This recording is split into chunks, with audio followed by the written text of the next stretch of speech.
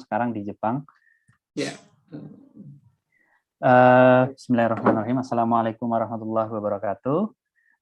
Alhamdulillahirabbil alamin wassalatu wassalamu ala asrofil anbiya'i wal mursalin wa ala alihi wa sahbihi ajmain amma ba'du. Terima kasih kami ucapkan kepada seluruh peserta yang hadir dan kepada pembicara kita Ustadz Gatot Subangkat atas waktunya untuk hadir memberikan kajian hari ini dengan harapan dapat memberikan new insight atau menambah wawasan baru untuk kita sekalian. Acara ini insya Allah diselenggarakan oleh pimpinan cabang istimewa Jepang atau PCM Jepang dengan menggandeng PCM Asia Timur yaitu PCM Tiongkok, PCM Taiwan, PCM Korea Selatan yang akan dilaksanakan insya Allah sebulan penuh setiap hari Senin sampai dengan Jumat selama 4 pekan. Acara ini turut didukung oleh organisasi Muslim di Jepang, antara lain Chiba Islamic Cultural Center, kemudian Mihara Mosma Japan, Ikatan Perawat Muslim Indonesia, Kalamomoji, Muslim Osaka, Muslim Indonesia Fukuoka, Muslim Indonesia Tokushima, Keluarga Muslim Indonesia Yamaguchi, kemudian Keluarga Muslim Indonesia Okayama, Keluarga Muslim Indonesia Hiroshima, dan juga Keluarga Muslim Islam Indonesia sebagai platform utama di Muslim Indonesia di Jepang. Sebelum acara dimulai, izinkan saya membacakan sekilas kurikulum vitae dari Ustadz Dr. Gatot Subangkat. Saat ini beliau mengajar sebagai dosen di Prodi Argoteknologi Fakultas Pertanian UMY dan juga mengajar di profesi insinyur Fakultas Teknik Universitas Muhammadiyah Yogyakarta. Saat ini beliau menjabat sebagai Kepala Lembaga Pengabdian Masyarakat UMY, kemudian Sekretaris Lingkungan Hidup Pimpinan Muhammadiyah, Pimpinan Pusat Muhammadiyah, maaf, kemudian Wakil Koordinator Konsorsium Nasional di LPPM PTMA, kemudian Ketua Komunikasi Lingkungan Hidup Kabupaten Bantul, dan Dewan Penasehat Interfaith Rainforest Indonesia atau IRI, dan masih banyak karya bakti beliau yang saat ini di organisasi-organisasi berpengaruh di Indonesia. Dengan background beliau ini, insya Allah nanti monggo PCM yang ada di Jepang, teman-teman di Jepang, di Korea, di Taiwan, dan di Tiongkok, latar belakang beliau ini tentang pemberdayaan. Jadi silakan dikomunikasikanlah melanjut setelah acara ini untuk bisa berkolaborasi bersama begitu. Insya Allah beliau dapat memberikan tambahan wawasan baru untuk kita hari ini dengan tema kajian Islam Agama Universal yang insya Allah akan disampaikan selama 30 menit mendatang, kemudian dilanjutkan dengan sesi tanya jawab. Untuk mempersingkat waktu kepada Ustadz Gatot Subangkat, waktu dan tempat kami persilakan.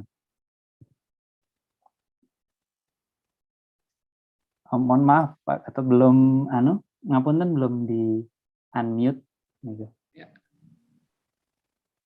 Assalamualaikum warahmatullahi wabarakatuh. Alhamdulillahirabbil alamin wa bihi nasta'inu ala umuri waddin. Wassalatu wassalamu ala asyrofil anbiya'i wal mursalin nabiyina Muhammadin wa ala alihi wa ashabihi ajma'in. Asyhadu an la ilaha illallah wa asyhadu anna Muhammadan abduhu wa rasuluhu la nabiyya ba'da. Allahumma sholli ala Muhammad wa ala Muhammad. Yang saya hormati, saya banggakan, dan saya sayangi tentu adik-adik saya. Saya kira di sini yang hadir di sini sepertinya saya yang paling tua. Tapi saya itu tidak pernah menghitung umur, ya kan? Karena biarkan aja lah umur itu berjalan aja. Nanti kan berhenti sendiri kan gitu. Nah, jadi mudah-mudahan semuanya selalu diberikan kesehatan oleh Allah SWT dan selalu dalam lindungannya. Alhamdulillah atas ridho Allah SWT kita dipertemukan walaupun raga tidak bertemu, ya, tapi insya Allah hati kita tetap menyatu dalam satu bingkai Muhammadiyah. Nah, teman-teman semua yang baik yang ada di Jepang, kemudian Korea, Tiongkok, Cina dan lain sebagainya yang hadir pada sore hari ini, ya petang hari ini, mudah-mudahan selalu dirahmati Allah SWT. Dan marilah kita selalu bersyukur dari Allah SWT karena tanpa kehendaknya maka kita tidak akan mampu berbuat apapun.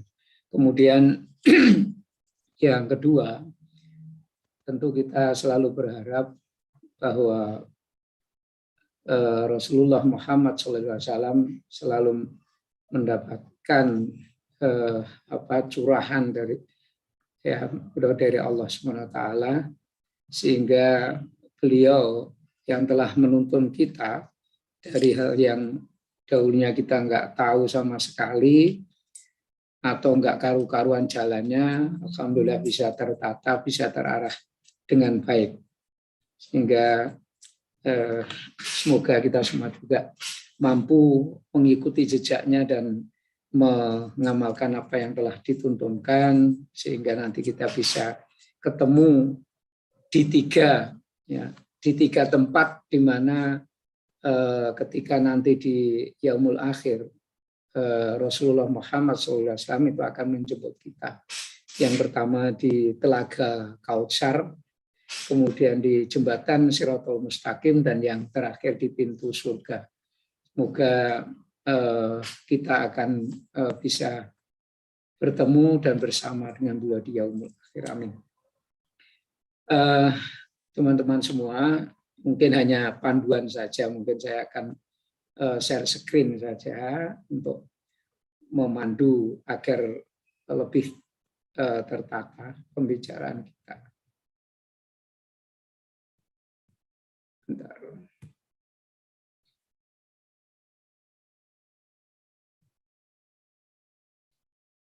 Baik, saya kira sudah bisa dilihat semua. Sampun, Pak. Oke. Nah, kebetulan saya memang masih mengemban amanah menjadi sekretaris Majelis Lingkungan Hidup di pimpinan Pusat Muhammadiyah, kemudian di Prodi Agroteknologi dan Prodi Program Profesi Insinyur. Dan saat ini untuk amanah yang di universitas ya sebagai lembaga pengabdian masyarakat. Oleh karena itu, seperti yang saya sampaikan tadi, barangkali nanti teman-teman ke depan, mungkin mulai tahun depan, bisa kita bekerja sama, berkolaborasi, melakukan kegiatan pengabdian masyarakat, pemberdayaan masyarakat. Kami sedang menyusun satu konsep konsorsium of community service. Yang ini nanti akan beranggotakan selain dari PTMA, Perguruan Tinggi Muhammadiyah, yang tergabung di dalam konsorsium konsorsium LPPM PTMA, di mana salah satu ketuanya adalah saya, juga nanti yang sudah bekerja sama dengan UMY, beberapa perguruan tinggi di luar negeri, sehingga nanti kita bisa melaksanakan pengabdian pada masyarakat secara bersama. Tapi karena konsep pemberdayaan atau pengabdian masyarakat itu adanya itu di kita. Kalau di luar negeri itu dosen itu kan umumnya memang teaching, kemudian riset, ya, kemudian publication itu paling ini. Tapi untuk pemberdayaan itu tampaknya belum banyak. Padahal banyak yang sudah mereka lakukan, yang itu bisa kemudian diberikan, ditularkan di masyarakat. Nah, nanti kemungkinan bisa juga dilaksanakan di Jepang, bisa dilakukan di Korea, bisa di Afrika, bisa. Tetapi kami berharap leadernya tetap di Perguruan Tinggi Muhammadiyah di Indonesia, itu aja. Dan beberapa teman-teman nanti di perguruan tinggi yang lain. Baik, saya akan coba sedikit untuk membahas ya bahwa ini adalah karena kebanggaan, ya, kebanggaan bagi saya sebagai umat Islam, ya sebagai umat Islam, dan mudah-mudahan ini nanti sesuai dengan pemahaman dari teman-teman semua. Jadi kalau kita memang lahir, ya lahir itu kan memang sudah dalam environment keluarga Muslim, ya Muslim ya. Nah sehingga kemudian kita itu seringkali sudah banyak karena merasa nyaman sudah berada di keluarga lingkungan Muslim, maka ya kita tidak pernah bertanya mengapa sih kemudian kita memilih atau memeluk agama Islam. Itu kan kita tidak pernah atau jarang. Tapi coba kita bandingkan dengan teman-teman kita yang mu'alaf. Mereka untuk membuktikan bahwa mereka memang teman-teman saudara-saudara kita itu sudah Muslim, maka seringkali kan ketika kemudian akan menikah, ini contoh aja, mereka tidak akan bisa melaksanakan nikah ketika dia tidak bisa menunjukkan sertifikat. Tapi kalau kita kan tidak, yang lahir sudah dalam environment keluarga Muslim, ketika kita ditanya agamanya apa, Islam, maka yang tanya kan percaya, itu di kelurahan atau di mana kan mereka percaya, udah ditulis saja. Sementara kalau teman-teman tadi yang mu'alaf kan tidak. Nah, sehingga kalau misalkan saya orang mu'alaf mungkin juga bisa menjadi bertanya mengapa seperti itu. Maka seringkali saya tanyakan, apa sih buktinya kalau kita sebagai seorang Muslim? Nah, setelah kemudian berapa saat saya mencoba untuk ini proses pemahaman saya pribadi, jadi kemudian akhirnya meyakini Islam itu adalah agama yang menurut keyakinan dan pemikiran saya memang jadi solusi dalam kehidupan. Dan karena itu saya melihat bahwa Islam memang agama yang universal. Agama yang melingkupi semuanya. Nah, pada awalnya saya selalu sampaikan pada mahasiswa, apakah agama itu penting? Pentingkah agama itu? Nah, secara prinsip, ya prinsip dasarnya, saya pernah didatangi teman dari Siba University dan juga Kyushu ya University. Mereka memang teman-teman ini mau berdalami di pusat pusat kajian Islam ternyata. Walaupun teman-teman ini saudara kita ini juga bukan seorang Muslim, tapi mereka sangat pandai ya, sangat smart menuliskan dalam bahasa Arab dan berbahasa Arab. Saya juga mau ketika beliau datang karena ikut kuliah saya di mata kuliah agroklimatologi. Nah, pernah saya sebenarnya dengan beliau kemudian berbicara bahwa pada prinsipnya, prinsip dasarnya manusia itu, semua manusia itu pada dasarnya sama sebagai ciptaan Allah. Siapapun, ya, walaupun agamanya apapun, itu semua manusia itu sama ciptaan Allah. Kemudian yang kedua, jadi ini harus dipahami dulu. Manusia secara individual itu baik, ya. Maka kalau Rasulullah mengatakan kullu mauludin yuladu alal fitrah, itu memang betul. Ya, dia mau jadi seperti apa itu tergantung orang tuanya, ya itu tergantung orang tuanya. Maka kemudian itu selaras dengan apa yang dikatakan Rasulullah, surga itu ada di telapak kaki ibu. Itu artinya bukan kemudian karena dikatakan seperti itu kemudian telapaknya ibu kemudian kita dulu kemudian dimasukkan dalam air kemudian airnya kita minum, bukan itu. Secara rasionalitas di situ tuh menunjukkan bahwa surga di telapak kaki ibu, ya pada langkah ibulah sebenarnya, pada langkah ibulah kemana sebenarnya itu anak itu akan mengarah lebih baik. Maka saya pernah punya satu tulisan di mana di situ menyebutkan bahwa pendidik utama yang paling utama itu adalah seorang wanita atau ibu. Sehebat apapun laki-laki, ternyata memang belum, artinya masih kalah ketika menjadi artinya mendidik, artinya dalam hal pendidikan. Dan yang ketiga, nah inilah, jadi ketika kemudian manusia secara individual itu baik, maka saat itu sempat saya tanyakan pada mahasiswa, perlukah agama? Hampir semua, jadi apakah agama itu diperlukan? Saya pernah katakan, bolehkah saya mengatakan bahwa tidak selalu agama itu diperlukan? Maka kemudian masa menjadi ramai, akhirnya kok bisa? Ya karena kan kalau kita tahu agama sendiri, ya agama sendiri artinya itu kan di situ artinya tidak, kemudian agama kacau, artinya tidak kacau, artinya apa? Bahwa agama itu menjadi pedoman, artinya dasar untuk agar menjadi tidak kacau. Nah kemudian kacau itu kenapa? Kalau dia secara individual nggak mungkin akan menjadi kacau. Ya, saya ada seorang, kemudian dia berada di gua di tengah hutan sendiri, tidak berinteraksi dengannya, kan nggak perlu. Buat apa ditata? Kan nggak perlu dia, karena dia sendiri. Tapi ketika kemudian terjadi interaksi antar manusia, maka inilah mengakibatkan perubahan sifat dan perilaku baik individu maupun kelompok.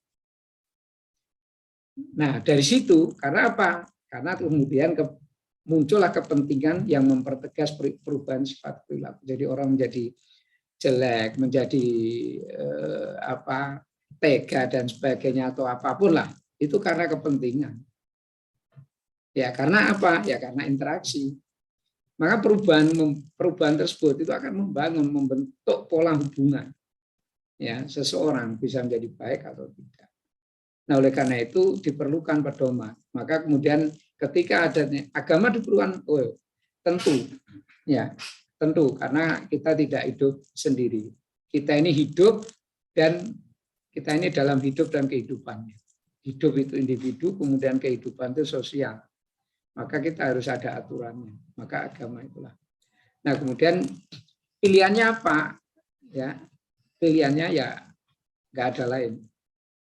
Ya ini dari proses yang saya alami sendiri. Saya mencoba mencari. Ya, saya sudah lahir di dalam lingkungan Islam, tetapi saya bahkan pernah mengalami ketidakpercayaan hidup di dalam hidup saya. Jadi saya sampai 6 bulan itu mencari apa sih yang namanya orang hidup itu. Nah akhirnya 6 bulan itu, karena 6 bulan itu selama 6 bulan, jadi dulu di S1, skripsi saya aja saya tinggal aja, buat apa saya kerjakan. Karena saya tidak merasa hidup. Nah akhirnya kemudian setelah ketemu semua, maka ternyata semua itu kemudian ketemulah di dalam hidup dan kehidupan yang sebenarnya, dan itulah ternyata Islam menurut saya. Nanti ya ini pandu aja. Nah, mengapa pilihannya Islam? Karena di dalam Islam itu ada 2. Ini persis seperti pesan Rasulullah ketika Rasulullah akan meninggalkan kita semua. Jadi berpegang teguhlah kamu pada 2 hal, 2 perkara, yaitu Al-Quran dan Sunnah. Tentu kamu akan selamat baik di dunia maupun di akhirat. Artinya bahwa tata kehidupan manusia itu sudah ketika kemudian menggunakan berjalan pada sistem hidup dan kehidupan yang sebenarnya, karena itulah Islam. Islam tidak pernah mengajarkan hal-hal yang tidak wajar. Islam sama mengajarkan hal yang logis, yang rasional. Kalau ada yang mengatakan, wah ada yang enggak rasional, enggak, semua adalah rasional. Kalau ada dikatakan tidak rasional, itu karena otak kita aja lah yang belum nyampe saja. Tapi dalam Al-Quran dan Sunnah, kenapa ini pilihannya dalam Sunnah? Karena kita yakin, dan saya yakin ini karena ini adalah pengalaman pribadi, di dalam Quran dan Sunnah ini sudah lengkap.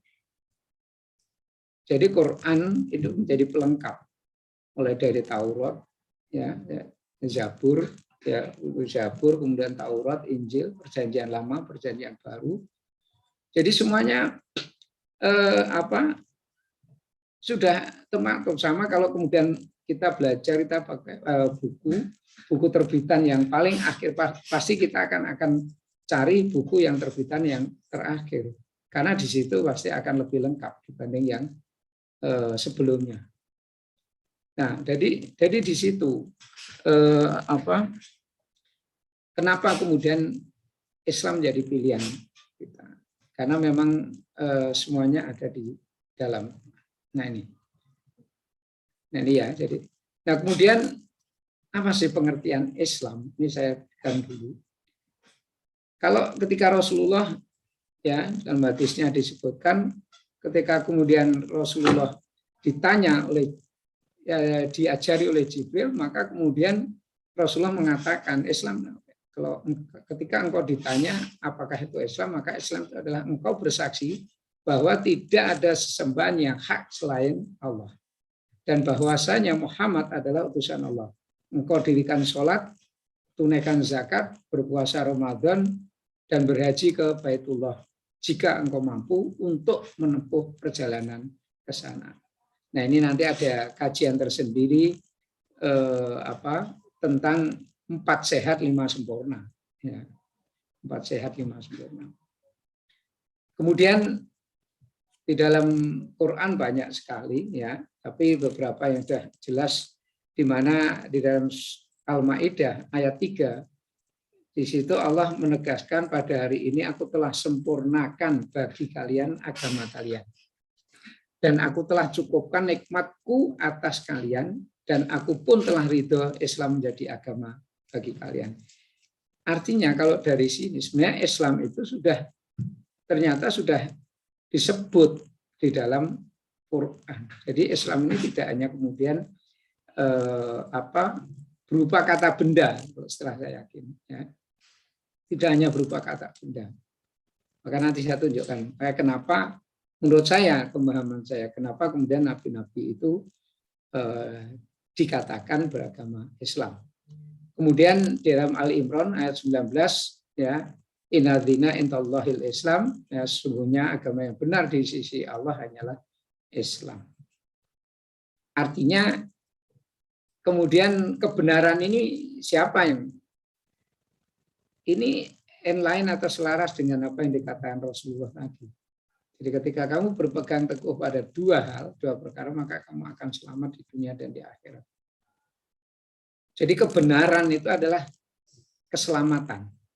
Maka Islam itu artinya bisa juga selamat. Maka kalau di kampung-kampung itu badenopo Pak ngislamaken, nyelamaken. Nyelamaken itu sebenarnya dari kata mengislamkan. Jadi dia disunat dan sebagainya, itu mengislamkan. Nah, sehingga kebenaran ini siapa yang, ya, kebenaran ini adalah kita. Artinya kita yang menunjukkan kebenaran Islam. Itu ya. Jadi ini pengertian-pengertian yang ada di dalam Quran. Nah, kemudian kalau ada di dalam Muslim ID itu ada yang mengatakan Islam, ya, di dalam Islam itu memerintahkan untuk menauhidkan Allah Ta'ala dan melarang kesyirikan. Islam memerintahkan untuk berbuat jujur dan melarang dusta. Islam memerintahkan untuk berbuat adil dan melarang aniaya. Islam memerintahkan untuk menunaikan amanah dan melarang berkhianat. Islam memerintahkan untuk menepati janji dan melarang pelanggaran janji. Islam memerintahkan untuk berbakti kepada kedua orang tua dan melarang perbuatan durhaka. Islam memerintahkan untuk menjalin silaturahim, hubungan kekerabatan, ya, itu yang terputus dengan siapapun. Ini tidak dibatasi, ya. Jadi silahkan dalam muamalah, ya, apalagi teman-teman yang saat ini di luar negeri, saya kira inilah saatnya yang tepat untuk menunjukkan bahwa kita seorang muslim. Kita menunjukkan inna dina indallahil Islam itu di situ. Maka saya katakan Islam itu universal. Nanti beberapa universalitasnya Islam itu nanti bisa kita anulah sedikit. Islam memerintahkan untuk berhubungan baik dengan tetangga dan melarang bersikap buruk kepada mereka, siapapun. Dan ini nanti ada hadisnya, kita buktikan. Ya. Dan ini adalah kesempatan yang terbuka bagi kita untuk berbaik. Seperti apa yang dikatakan Kiai Dahlan. Nah, karena Islam itu pilarnya ini. Jadi ada 3 ya pilarnya Islam. Ada iman, Islam sendiri, kemudian ihsan. Tapi Islam di sini sekali lagi semua ini tidak jangan dipahami sebagai kata benda. Maka ini kan ketiganya ada mukminin, muslimin, ya, dan kemudian muhsinin kalau orang-orang. Nah, ketika kemudian pilar Islam ini kita pahami dan kemudian kita mampu mengamalkannya, kalau kita ingat mungkin teman-teman yang menekuni bidang eksakta, ya bidang eksakta, bagaimana sintesis protein, ya sintesis protein dari DNA kemudian mRNA kemudian menjadi protein. Yaitu saya melihatnya ya pilar Islam itu seperti itu. Jadi iman itu seperti kayak DNA itu harus mentranskrip dia menjadi mRNA. Tapi ketika kemudian mRNA kemudian menjadi protein itu sudah nggak perlu lagi karena dengan adanya asam amino lagi itu cukup terjadi kemudian translasi. Nah, 3 pilar di dalam Islam itu kalau ini dipahami dan bisa betul-betul diamalkan itu luar biasa. Jadi iman itu harus mentranskrip, ya harus dia mencetak menjadi Islam. Nah, ketika sudah mencetak menjadi Islam, ya ini temunya adalah aslama. Jadi Islam di sini adalah kata kerja, jadi aslama. Jadi sehingga ketika kemudian dia sudah aslam, sudah Islam, maka sudah otomatis nanti akan mentranslasi, akan tercermin sendiri menjadi ihsan. Jadi seorang itu sholat, ya sholat dia beriman karena beriman maka dia sholat. Maka kemudian dikatakan kan di sini kalau iman kata Rasulullah al imanu bil qalbun wa iqrarun bil lisan wa amalun bil arkan. Ya sudah itu. Ya, itulah kalau bahasa menterengnya integritas, kesatuan dari hati, lisan, kemudian amal perbuatan. Jadi iman itu harus mampu membentuk aslama, membentuk keislaman seseorang. Jadi kalau dia dengan imannya maka sekarang itu puasa. Ya, puasa ini hanya orang-orang beriman loh ya. Ya ayyuhalladzina amanu. Perintahnya hanya pada orang. Karena ketika dia hanya mengatakan beragama Islam saja, belum tentu kalau dia juga mampu dan senang menjalankan perintah Allah ini. Karena puasa ini kan termasuk amalan qalbiyah yang dalam qalbu, jadi nggak bisa dipamer-pamerkan. Tapi kalau yang fi'iliyah itu bisa, karena fi'iliyah itu kan dengan gerakannya, sholat itu bisa lah. Kemudian qauliyah orang membaca dan itu kan dengan suara itu bisa dipamerkan, tapi kalau qalbiyah nggak akan bisa, apalagi dengan maliyah, dengan harta benda. Nah, ketika kemudian ini sudah benar, orang itu sholat, kalau dia sholatnya benar, ya maka dikatakan tegakkanlah sholat, ya di dalam Al-Kautsar. Inna a'tainakal kautsar fasoli li rabbika wanhar. Itu sebenarnya bukan kemudian kita harus berdiri tegak ya dengan rapi, tidak gitu. Tapi setelah sholat ya dalam menegakkan itu berarti sholat kita menjadi benar kalau itu bisa tercermin menjadi ihsan, jadi kebaikan. Jadi kalau habis sholat kok kemudian ngerasani atau kemudian membuat ya cenderung berbuat jelek pada siapapun, termasuk misalnya bukan sesama muslim pun, apalagi dengan ya yang non muslim misalnya itu ditunjukkan itu bukan seorang muslim ya, yang dia dilandasi iman. Maka menurut saya jadi cukup kalau dari sudah mentranskrip, sudah mencetak menjadi Islam, maka dia biasanya akan cukup translasi saja menjadi cermin. Jadi muncul kebaikan-kebaikan itu. Itulah Islam. Maka sebenarnya Islam itu dikatakan update, bisa di mana saja, dan itu. Kalau kemudian cap-cap yang saat ini yang kita dengar itu karena memang ada iri bagaimana Islam itu berkembang, dan itu sudah ada di dalam Qur'annya, sudah dinaskan. Maka tadi yang saya katakan, itulah universalitasnya Islam yang pertama. Jadi Islam itu ada kata aslama, berserah diri. Dalam ayat Imran, ya ayyuhalladzina amanu taqullaha haqqa tuqatih wa la tamutunna illa wa antum muslimun. Itu. Jadi kalau kita pelajari, kita pahami, kita kaji ayat-ayat di dalam Al-Qur'an, bahasanya, redaksionalnya itu sangat-sangat rasional dan sangat runtut dan mengikuti hukum kausalitas. Itu kan rasional kalau mengikuti hukum kausalitas. Ya ayyuhalladzina amanu. Ya, orang bisa ila wa antum muslimun di akhirnya, ya. Jangan engkau mati melainkan dalam keadaan Islam. Islam di situ yang dimaksud adalah aslama, berserah diri. Nah, untuk kita bisa berserah diri, syaratnya apa? Tarik ke belakang. Ittaqullah haqqa tuqatih. Bertakwalah dengan sebenar-benarnya.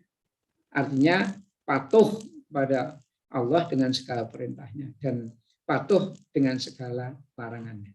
Kemudian orang bisa kemudian bertakwa, tarik ke belakang. Ya ayyuhalladzina amanu. Jadi orang bisa bertakwa karena dia beriman dulu. Ini kan luar biasa, ya, runtut gitu loh ya. Nah ini, jadi sudah jelas itu. Ini universalitas, artinya kita yang pertama yang bisa. Jadi maka kemudian dikatakan Nabi, semua Nabi itu beragama Islam, itu bukan dia beragama Islam, mereka beragama Islam secara kata benda, tetapi sebenarnya adalah pada keberserah dirian dia itu kepada Allah Subhanahu wa taala. Itu yang kemudian dikatakan semua nabi, semua itu beragama Islam. Hanya dia menganut, ya. Nah, universalitas berikutnya itu kita bisa melihat di dalam tiga hubungan ini. Kunci harmonisasi kehidupan itu adalah di tiga ranah ini. Dan ini berlaku pada siapapun. Jadi seorang Muslim yang baik, ya, maka dia akan, ya, menemukan hablum minanas yang baik dengan siapapun. Maka di sini tidak hablum minal muslim, tidak, tapi hablum minanas. Dan hablun minal alam. Di sini yang paling tinggi adalah hablum minallah. Tapi kalau saya melihat, dan kebetulan saya orang lingkungan, ya, saya lingkungan, semua ini, ya, hablum minanas maupun hablum minallah itu sebenarnya merupakan cerminan dari seberapa baik, seberapa kualitas kita bisa berhubungan dengan alam.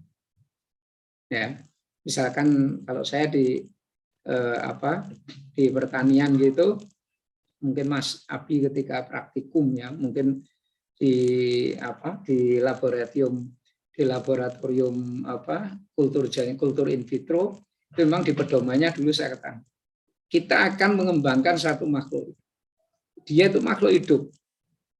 Ya, kita aja yang karena dominan secara ekologis sehingga menganggap dia tidak begitu punya kemampuan. Padahal yang namanya tanaman itu kan punya kemampuan yang sangat luar biasa, karena tanpa tumbuhan, ya, tanpa tumbuhan tentu tidak akan ada dinamika kehidupan. Ya. Maka saya katakan, ya, karena itu makhluk hidup, maka Anda juga punya etika lah. Kalau perlu ya itu harus salam. Kita harus saling mendoakan juga. Kita ucapkan salam, kemudian ketika kita harus memotong dia, maka istighfarlah. Kalau kita membiasakan seperti itu, maka kita dengan siapapun berhubungan dengan manusia, siapapun dan dimanapun, disitulah Islam akan sinarnya akan muncul. Oh, Makanya saya sendiri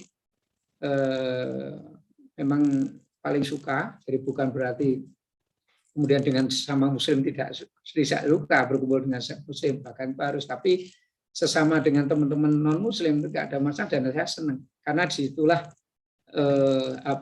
saatnya atau ruang di mana saya benar-benar bisa mewujudkan inna dina indallahil Islam. Jadi ini ya, jadi saya kira ini berlaku secara universal. Di situ Islam universalitas kita yang berikutnya, bahwa Islam itu Muhammadiyah, karena ini saya terutama bicara dengan teman-teman. Dan mudah-mudahan yang misalkan ada teman yang tidak ada yang Muhammadiyah, saya kira sama saja, karena di sini adalah rujukan kita adalah Quran dan Sunnah. Nah, rahmatan lil alamin itu dalam Islam, dalam Qur'annya sudah jelas. PKO ini Muhammadiyah, di mana Kiai Dahlan itu dengan PKO-nya. Jadi PKO-nya Muhammadiyah itu sebenarnya adalah rahmatan lil alamin. Mudah-mudahan teman-teman benar semua ya, mau memanjangkan ini, karena seringkali saya di daerah-daerah di wilayah ketika saya bicara dengan teman Muhammadiyah itu enggak PKO itu, karena saya lebih senang ini. Ini adalah yang sekarang mungkin dirubah menjadi PKU. Tapi saya lebih senang ini PKO. PKO itu penolong kesengsaraan, bukan umat. Seringkali semua itu bicaranya umat, tapi ini adalah umum. Nah, itulah yang saya katakan universal itu. Jadi Kiai Dahlan itu sebenarnya juga sudah mengajarkan itu. Kiai Dahlan mengajarkan itu, mencoba menerjemahkan dari ya, mengelaborasi dari rahmatan lil alamin. Dan kalau teman-teman baca ya di Age Habit-nya ya Stephen Covey, itu sebenarnya kalau dalam Islam ya rahmatan lil alamin.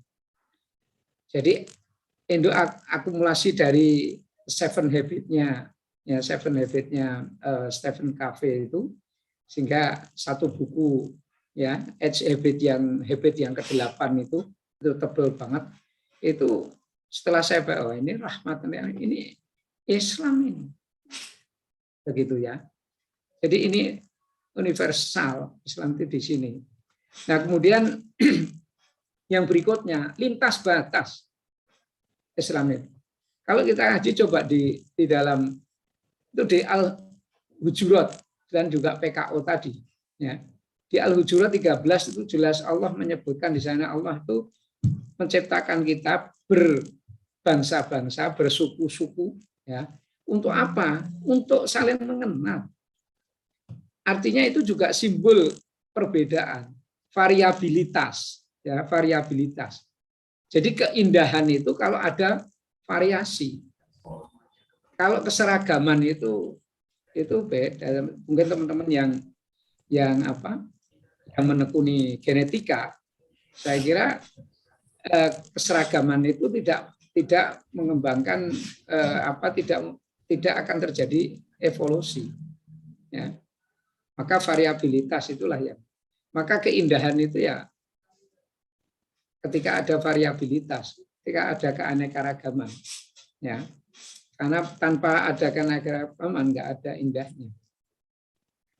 Jadi maka inilah universalitasnya Islam itu lintas batas, siapapun, bangsa apapun, suku apapun, ya. Maka kita tidak ada masalah mau Amerika, mau Cina, mau Afrika, mau apapun, ya, Cina, Jepang dan sebagainya, nggak ada masalah. Bahkan dikatakan ketika kita misal mengolok-olok itu di Al-Hujurat 20, itu barangkali mereka akan mungkin lebih baik, maka kita dilarang sekali untuk berolok. Ini kan luar biasa. Jadi kalau kemudian ada yang menirik, wah Islam itu gini, ngeri, belum tahu saja, ya. Dan kita tidak perlu kemudian memusuhi. Misalkan ada teman kita, ada apalagi teman-teman ini saat ini sedang mengemban amanah di luar negeri.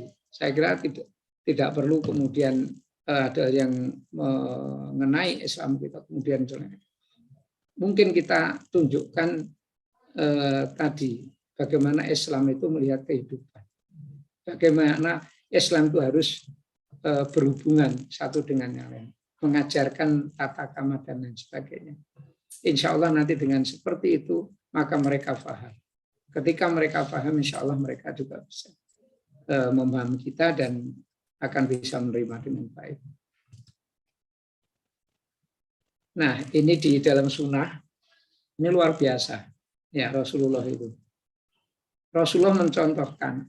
Jadi ketika ada yang bertanya, ya Rasulullah, bagaimana kita sebagai seorang Muslim itu seperti apa? Maka Rasulullah menjawab, seorang Muslim adalah orang yang menjaga, orang yang dapat menjaga orang-orang lainnya. Mereka merasa aman dari kejahatan, ya, mau lisan maupun tangannya, artinya maupun fisik, ya, yang lain. Jadi sampai seperti itu Rasulullah itu akhlak. Makanya kalau Rasulullah itu perintahnya kan wama arsalnaka rahmatan ila rahmatan lil alamin. Dan Rasulullah tidak disuruh ya yang lain kecuali untuk memperbaiki akhlak, ya, akhlak. Karena itulah ketinggian ya derajat manusia itu pada akhlaknya. Kemudian yang berikutnya, nah ini ketika ya Rasulullah ditanya amalan apa yang paling afdol ya Rasulullah. Maka yang pertama Rasulullah mengatakan bertegur sapalah kepada orang yang engkau kenal dan yang tidak engkau kenal. Kalau di sini saya mencoba memahami bisa secara letter kenal nama atau ya tidak kenal namanya. Tapi bagi saya kenal di sini ini adalah sesama Muslim dan tidak kenal itu artinya teman-teman kita yang non Muslim. Sehingga kita tetap harus bertegur sapa dengan siapapun, apalagi saya pernah menegur dalam hal ini menegur ponakan saya ketika saya berjalan ketemu dengan muslimah yang lain, dia diem aja. Kemudian saya tegur, kenal enggak kamu sama dia? Enggak, oh. Kok enggak kenal gimana? Kemudian saya tanya, dia muslimah enggak? Muslimah, apa tanya? Dia pakai kerudung jilbab. Ya sudah, kalau gitu berarti Anda kenal. Kenapa Anda enggak mengucapkan salam ketika ketemu? Wong yang tidak kenal aja kita tetap dia bertegur sapa, apalagi yang kenal. Nah, sehingga kenal di sini menurut saya tidak hanya kenal nama, gitu loh. Nah, kemudian ketika itu Rasulullah ditanya lagi, kemudian apalagi ya Rasulullah amalan yang paling afdol? Maka Rasulullah mengatakan, engkau memberi makan ya makanan kepada orang yang engkau kenal dan juga kepada mereka yang tidak engkau kenal. Ini kan luar biasa. Maka ketika pernah kan ada riwayatnya seseorang itu dua macam-macam tapi ternyata dia pola tingkahnya enggak, tapi ternyata dia bisa masuk surga. Kenapa? Hanya karena ada riwayatnya dia menolong anjing yang kehausan. Coba. Jadi anjing itu kan juga makhluk hidup, nggak bisa kita kemudian bunuh walaupun misalkan wah ini najis ini, tapi kan kita nggak bisa kemudian memperlakukan tanpa alasan kemudian kita membunuh, ya nggak boleh. Islam tidak mengajarkan itu. Nah kemudian yang ketiga seorang Muslim adalah orang yang menjaga manusia lainnya merasa aman, ini seperti yang pertama. Dan orang mukmin adalah orang yang membuat manusia lainnya merasa aman atas darah, jiwa, dan harta mereka. Ini kan luar biasa. Sampai seperti itu Rasulullah. Nah, kemudian yang terakhir, ya ini hanya pancing aja pada teman-teman semua. Kalau saya melihat universalitas ya dalam Islam sendiri, di dalam Al-Baqarah, la ikraha fiddin. Nah ini, kita nggak boleh dalam penganutan Islam itu kemudian memaksakan, itu nggak boleh. Tidak, karena di situ Allah sudah menjelaskan betul. Setelah ayat kursi, kemudian Allah menjelaskan la ikraha fiddin. Tidak ada paksaan dalam agama Islam, nggak ada. Jadi kita nggak boleh kemudian maksa-maksa orang. Rasulullah tidak pernah loh dalam riwayatnya coba dicari. Nggak ada. Rasulullah tidak pernah menyalahkan umatnya, ya. Yang salah pun itu enggak langsung ditegur, kamu salah gini. Coba kalau kita merasa benar saja kemudian tahu ada yang salah gitu aja kita sudah mengatakan, wah kamu salah kan. Kalau Rasulullah apa yang dilakukan ketika ada seorang hamba kemudian datang sholat terlambat dan dia salah, maka Rasulullah beliau mendoakan malah, ya Allah semoga engkau berikan ilmu bagi saudara sahabatku itu. Nah, coba. Jadi nggak ada sebenarnya yang artinya yang menuntunkan Islam itu kemudian hanya menuntunkan hanya berlaku pada tidak, tapi secara umum. Dalam hal ini juga gitu, baik di dalam Islam sendiri maupun juga tidak, kita nggak boleh memaksa, nggak boleh. Misalkan kita melarang ya orang yang beragama lain kemudian beribadah, ya nggak boleh. Dasarnya apa ya di Al-Baqarah ini? Ini berlaku umum, berlaku universal, gitu loh. Ya. Nah, oleh karena itu maka sebenarnya bahwa ditunjukkan di Al-Baqarah 208 ya. Di situ universalitas yang utuh, yaitu di situ disebut dengan fisilmi kafah, ya ayyuhalladzina amanu fisilmi kafah. Jadi kalau ism di situ ismnya ini itu kafah itu menyeluruh, keseluruhan, jadi menganut. Maka kalau saya memahami dalam Islam itu ya, makanya kalau kita memahami itu Islam terutama dalam Quran maupun Sunnah Rasul itu jangan parsial. Kita harus pahami secara komprehensif, tapi tidak cukup komprehensif, tapi harus integralistik. Ya, seperti tadi ayat 1 itu pasti berhubungan dengan ayat yang lain. Maka kan ada yang mengatakan kalau menghafal Quran itu seringkali sebenarnya kalimatnya itu ada berulangan. Nah, itu menunjukkan komprehensivitas ya dan integralistik. Ya, integralistik di situ. Nah, ini juga nilai-nilai universalnya Islam yang kita yakini. Jadi demikian. Jadi ketika kemudian ada yang seorang ahli genetika mempertanyakan pernah di mana Rasulullah mengatakan bahwa suatu saat nanti perbandingan perempuan dan laki-laki itu 1:33. Ini enggak rasional Islam itu. Ya, kemudian dijelaskanlah dengan ilmu genetika juga, nggak usah pakai Quran dan Sunnah dulu. Saya kira teman-teman yang menekuni genetika atau pernah belajar genetika tahu lah bagaimana kemudian ilustrasinya itu ada, kalau laki-laki itu kromosomnya XY, kemudian perempuan itu wanita itu XA ya. Nah, kalau dia kalau pada perempuan mengidap penyakit yang letal tentu aksen X ya, dia hanya sebagai carrier. Tapi ketika dia menikah, kawin, ya, kemudian terjadi segregasi, kemudian terjadi perkawinan di situ, maka sudah bisa dipastikan ketika anak laki-laki satu, ketika lahir anak laki-laki, maka dia satu misalkan, dia akan pasti meninggal. Karena aksen Y, maka enggak ada X-nya lagi. Kalau perempuan aksen X itu kan masih sebagai carrier saja, tapi kalau laki-laki aksen Y ya sudah wassalam.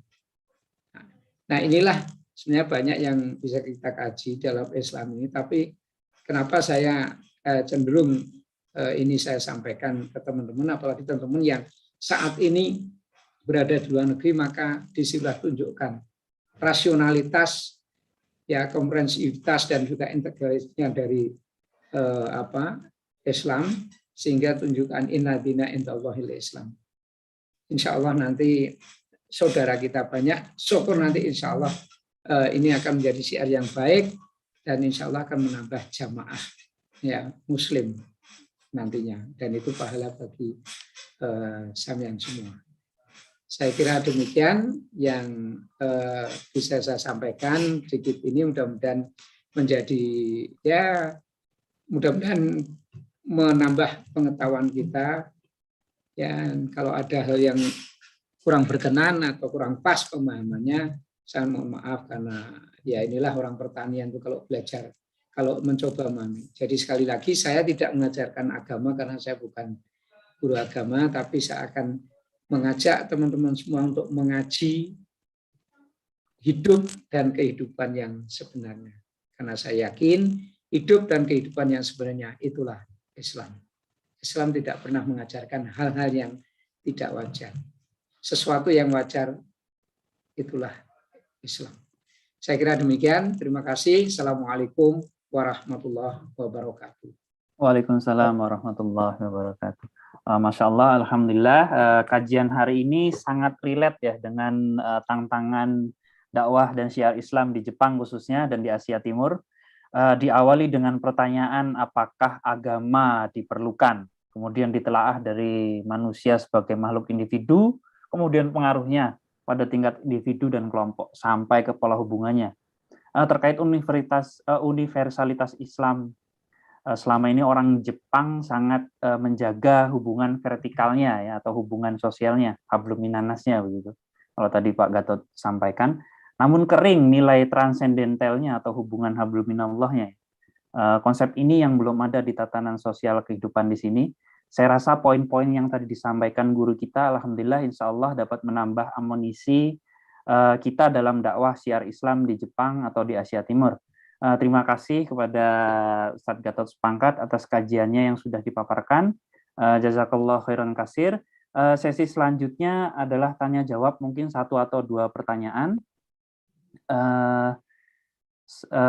Sebelumnya saya sampaikan selamat berbuka puasa untuk wilayah Tokyo dan Osaka. Mungkin sambil tanya jawab bisa minum dulu, tapi di close videonya biar yang lain nggak terganggu. Nggak pengen gitu ya nggak lah kalau sudah. Gitu. Monggo dipersilakan jika ada pertanyaan, bisa langsung maupun di kolom chat.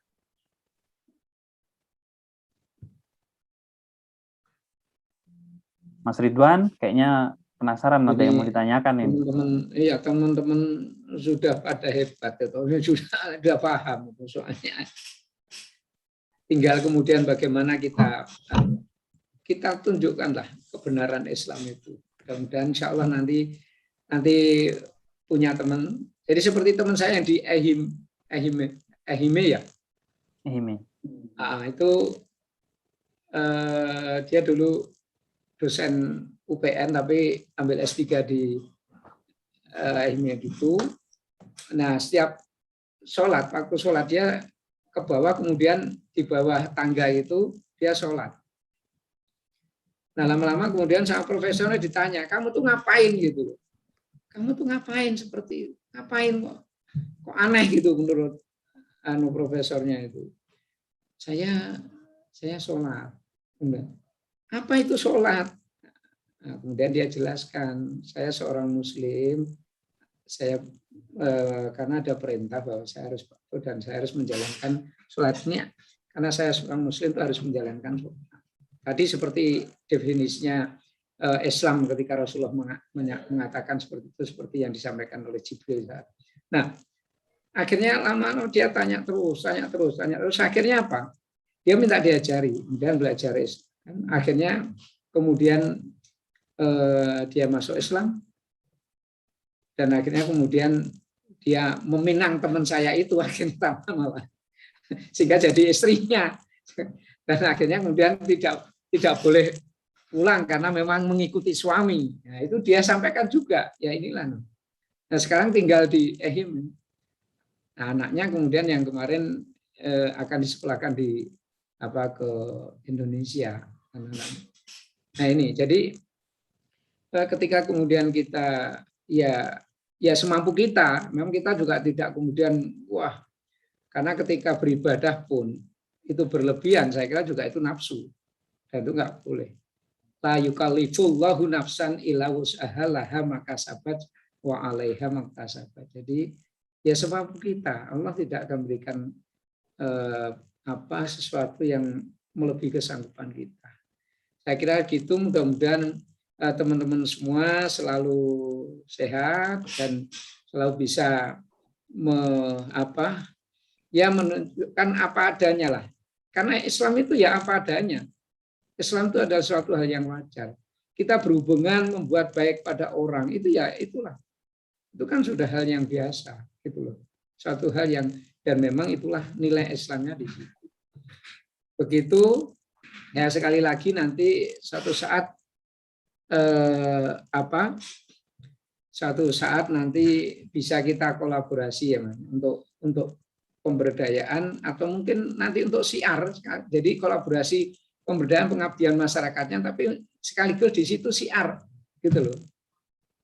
Tapi kita tidak kemudian menunjukkan Islamnya dulu, tetapi kemudian kegiatannya, dan saya yakin nanti dengan ya teman-teman kita yang non Muslim nggak masalah, gitu. Makanya saya waktu itu dengan Pak Aoki, kemudian sama Pak Akutsu yang dari Kyushu University dan Shiba itu, kemudian ya kita perlu yang ngomong dan saling bertukar pikiran. Itu enggak apa, karena ada kerisauan menurut beliau ya.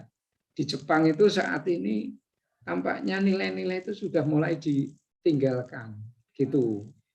Nah, dia melihat itu kenapa dia kemudian ikut kuliah saya agroklimatologi, karena mereka melihat bagaimana saya mencoba untuk mengajar itu memasukkan nilai-nilai Islam, mengintegrasikan nilai-nilai Islam di dalam pembelajaran itu. Ya saya katakan sebenarnya ayat-ayat kauliyah dan kauniyah itu enggak bertentangan. Maka kemudian dia ikut kuliahnya silakan, tapi ikut bareng mahasiswa ya enggak apa-apa, kemudian ikutlah di situ. Ya, alhamdulillah. Ya mudah-mudahan teman-teman nanti, saya yakin yang muda-muda ini jauh lebih hebat ya, jauh lebih bisa berbuat lebih banyak. Ini ada satu pertanyaan Pak Gatot, Ustaz Gatot, dari Mas Ridwan. Assalamualaikum, menarik diskusinya tentang transkripsi kromosom dan gen. Kadang keterbatasan ilmu kita tidak dapat menjelaskan Islam secara ilmiah. Pada Islam itu meliputi banyak aspek.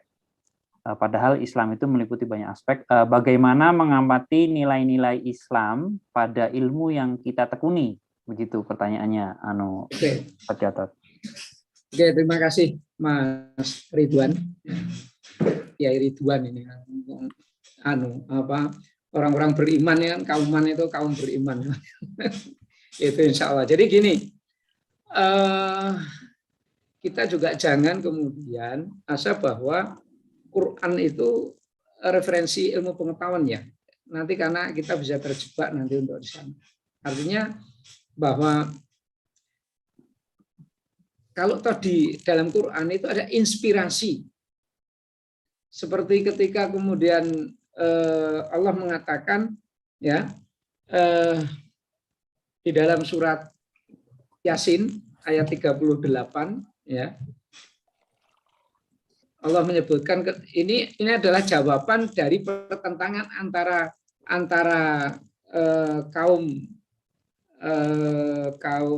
geosentris dan kemudian ini heliosentris ya. Jadi di mana mereka ini bertentangan, satu mengatakan pusatnya adalah bumi, yang satunya matahari ya. Itu kan pendapatnya Ptolemeus ya, filsuf Ptolemeus, di mana yang mengitari ya pusat dari alam ini adalah bumi. Nah, sehingga kemudian dia katakan dengan geosentrisnya itu. Nah, itu diyakini oleh pemerintah saat itu. Walaupun Galileo itu kemudian dengan menua teropong itu dianggap salah apa yang dikatakan. Sun itu bertahan 1450 tahun atau 1550 deh, karena itu pemikiran itu 150 sebelum Masehi sampai baru terpatahkan pada tahun 1400 Masehi. Artinya kan 1500 tambah 150. Padahal Islam itu abad ke-7 itu sudah bicara. Ya. Sudah bicara di mana wasamsu tajril mustaqori laha dzalikal taqdirul azizil alim, dan matahari berputar di tempatnya. Itu. Jadi dia matahari artinya tidak mengelilingi bumi gitu loh. Maka di situ Karena orang-orang mengatakan waktu itu, ya Ptolemeus dan juga pemerintahannya waktu itu mengatakan kalau bumi itu kalau matahari berputar bumi itu diam, harusnya kan dia katakan harusnya orang berpergian dari Indonesia misalnya ke Jepang itu nggak perlu pesawatnya, nggak perlu jalan. Nah mereka lupa. Padahal pesawat itu hanya dia terbang pada lapisan bumi, di atmosfer pun itu yang paling rendah, itu hanya di troposfer saja. Jadi kalau buminya berputar, kalau ini nggak bergerak ya sama aja dia akan tetap di situ.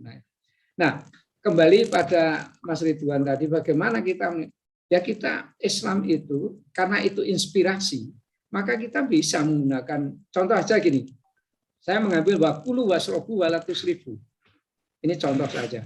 Wakulu wasrobu walatus ribu di Al-A'raf 31. Makan dan minumlah kamu jangan berlebihan. Jadi sebenarnya kan tidak ada larangan, ya, kecuali yang memang dilarang, yang haram, babi dan lain sebagainya. Tapi kalau yang lain jangan, karena yang dilarang itu hanya berlebihan. Ya, termasuk kemudian ini bagi orang misalkan saya menekuni ilmu, misalkan orang KPK dan macam-macam itu yang sosial ya atau etika, maka kemudian di situ yang berlebihan itu jangan. Kalau mencari nafkah pun itu jangan berlebihan, karena kalau berlebihan itu pasti ya itulah terjadi korupsi dan macam-macam. Nah, tapi bagi saya seorang pertanian atau mungkin yang bisa aja tanaman ya tumbuhan itu butuh makan, butuh minum, tapi jangan berlebihan. Maka kemudian kita bisa meng-create di situ bagaimana teknologi ya nutrisi, optimalisasi nutrisi bagi spesies tumbuhan, karena setiap spesies tanaman itu berbeda-beda, gitu loh. Kan kayak manusia. Jadi di situ kan makan dan minumlah kamu jangan berlebihan. Nah, kamu di situ tidak harus pada manusia bagi saya. Nah, orang kedokteran beda lagi mengambilnya. Jadi kalau tadi saya orang pertanian kemudian tumbuhan itu ketika kita siram tanaman, ketika kita siram berlebihan maka dia juga akan mati.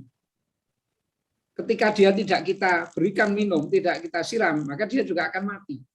Sama itu. Karena secara fisiologis itu sama. Manusia, hewan, tumbuhan itu sama. Nah, teman saya seorang dokter, dia punya pasien, ini ceritanya, ini untuk menguatkan aja.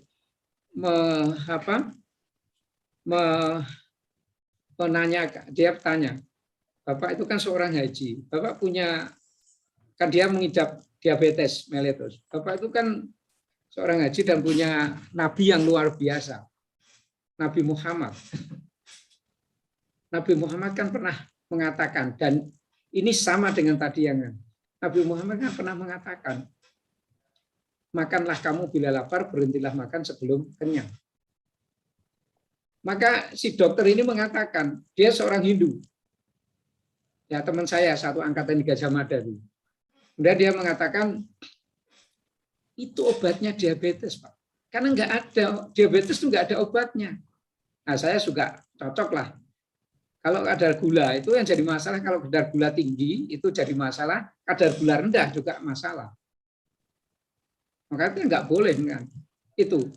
Saya bilang, sampean itu orang Hindu kok kemudian mengatakan itu, ini maaf ya kalau ada yang teman yang lainnya.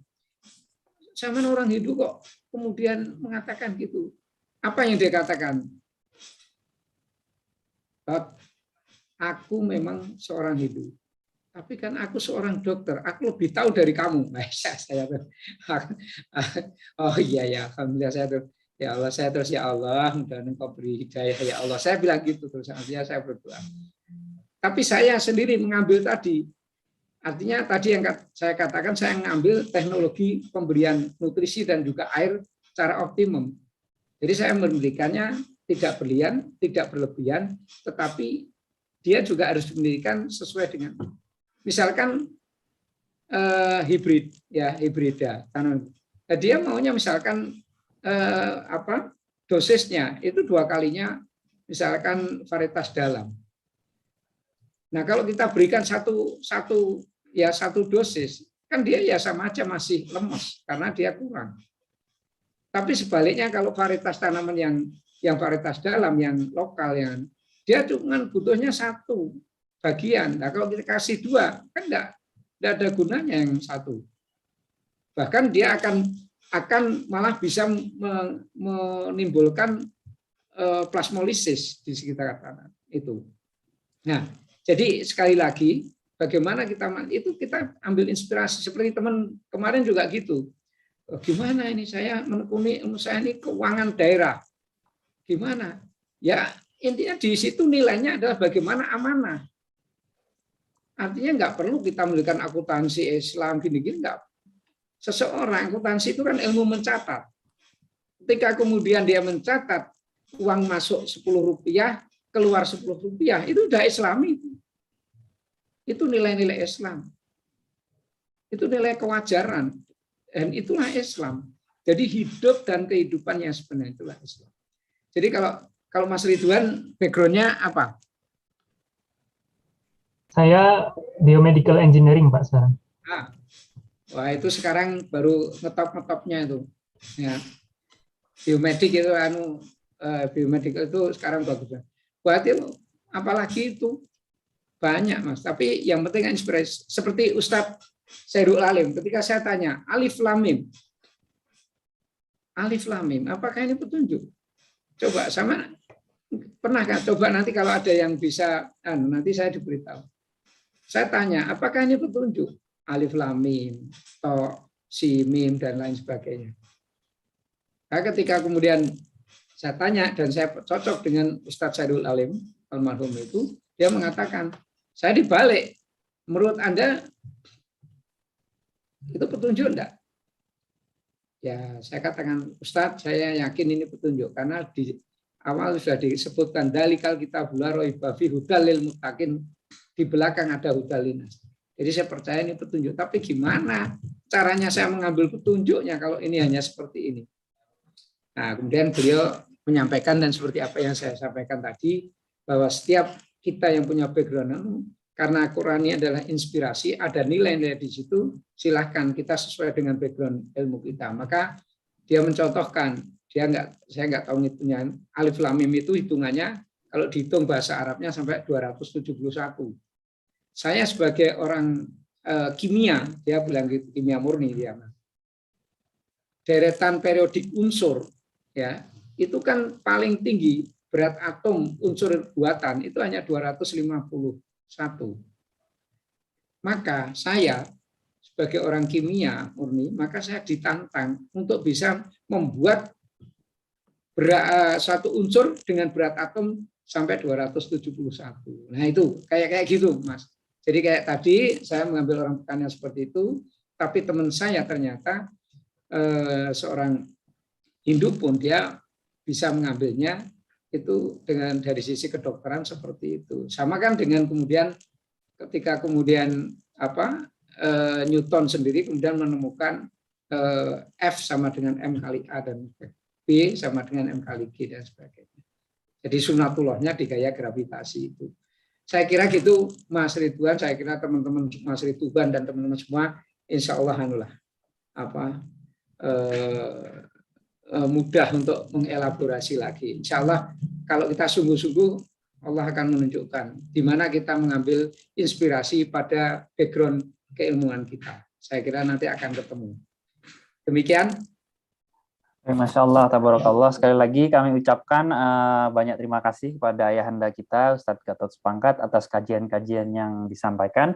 Insya Allah untuk yang tidak berkesempatan menyimak dari awal, dapat mengulanginya di channel YouTube PCM Jepang. Sekali lagi kami sampaikan bahwasanya acara kajian sebelum buka puasa ini diadakan setiap hari selama bulan Ramadan, dari hari Senin sampai dengan Jumat. Demikian acara hari ini kami bisa tutup dengan mohon Ustadz Gatot bisa memimpin doa bersama, kemudian selanjutnya kita tutup. Oke, teman-teman semua, doa yang mudah-mudahan teman-teman paham betul bahwa doa ini adalah satu-satunya medium. Ya, doa itu satu-satunya medium untuk mempertemukan dua wilayah. Satu wilayah manusia, di mana di situ ada wilayah keinginan, secara implisit di dalamnya itu adalah ikhtiar. Di sisi lain, di wilayah lain adalah kehendak, di mana di situ adalah kekuasaan, itu adalah wilayahnya Allah. Maka satu-satunya medium yang bisa mempertemukan antara keinginan dan kehendak itu hanya melalui doa. Di situ luar biasa kekuatan doa itu. Maka marilah kita berdoa, ya apapun yang sudah kita ikhtiarkan dengan keibadatan kita, tapi tentu mudah-mudahan akan ketemu dengan kehendak Allah. A'udzubillahi minasyaitonir rajim. Bismillahirrahmanirrahim. Allahumma ighfir lil muslimina wal muslimat wal mu'minina wal mu'minat al ahya min wal amwat innaka sami'un qaribun mujibud da'wat wa ya qadil hajat. Allahumma ighfirli wali walidayya warhamhuma kama rabbayana shighara. Rabbana zalamna anfusana wa illam taghfir lana wa tarhamna lanakunanna minal khasirin. La ilaha illa anta subhanaka inni kuntum minadz zalimin. Allahumma ya Allah, Engkau Maha Tahu ya Allah, mana yang baik dan mana yang tidak baik bagi kami ya Allah. Allahumma ya Allah, Engkau Maha Tahu ya Allah, mana yang mudah dan mana yang sukar bagi kami ya Allah. Allahumma ya Allah, Engkau Maha Tahu ya Allah, mana yang berat dan mana yang ringan bagi kami ya Allah. Ya Allah, Engkaulah pemilik segalanya Allah. Engkaulah yang mengabulkan segalanya Allah. Karena itu ya Allah, izinkannya ya Allah, segala keinginan kami ya Allah. Segala keinginan kami ya Allah. Maka izinkanlah, kabulkanlah ya Allah.